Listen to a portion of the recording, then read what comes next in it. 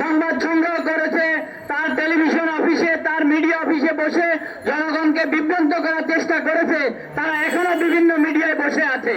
ইতিমধ্যে বাংলাদেশ সংবাদ সংস্থায় একজন এমডি নিয়োগ হয়েছেন, যাকে কখনো আমরা প্রফেশনাল সাংবাদিক হিসেবে পাইনি।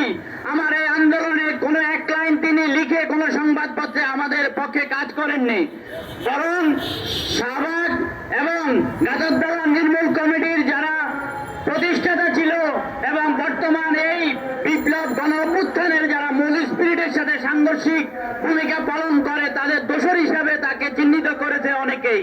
সুতরাং আমরা চাই পিএসএস সহ সকল গণমাধ্যম থেকে ফ্যাসিবাদের দোষর এবং সীমান্তের ওপারের দোষর তারা সকলে নির্মূল হোক অবিলম্বে। বাংলাদেশের সকল প্রশাসন এবং গণমাধ্যম ফ্যাসিবাদের দোষর এবং সীমান্তের ওপারের পালিত মাস্তান, পালিত দালালদের থেকে বাংলাদেশ মুক্ত হোক। সংবাদ মাধ্যম দেশ এবং জাতি গঠনের একটা মাধ্যম, যারা সরকারের সমালোচনা করে সরকারকে সঠিক পথে নিয়ে যাবে, সেখানে আমরা তেমন কোনো উল্লেখযোগ্য পরিবর্তন লক্ষ্য করছি না। এই বর্তমান সরকারের কাছে আমার চাওয়া যে অবিলম্বে সাংবাদিকদের উপরে যেসব অত্যাচার হয়েছে, অনিয়ম হয়েছে এবং এই প্রতিষ্ঠানগুলো অন্যান্য প্রতিষ্ঠানের মতো সাংবাদিকতাও যে ধ্বংসের মুখে চলে গেছে, সেখান থেকে অবিলম্বে এই মিডিয়াকে বাঁচাতে হবে। চর্চায় বিশেষ করে সাগররণী হত্যাকাণ্ডে এবং